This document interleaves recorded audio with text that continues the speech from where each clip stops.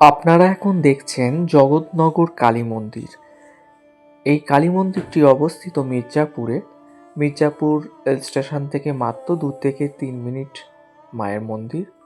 দক্ষিণেশ্বরে আদপে তৈরি করা হয়েছে এই মাতৃ মন্দির।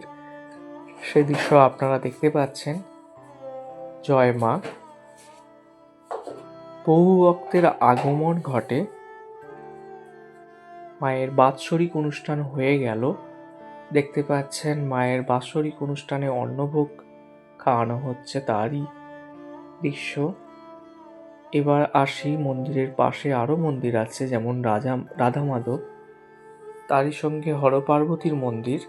তবে এই মন্দিরটি মায়ের মেন মন্দিরের পিছনের দিকে রয়েছে। জয় হরপার্বতী।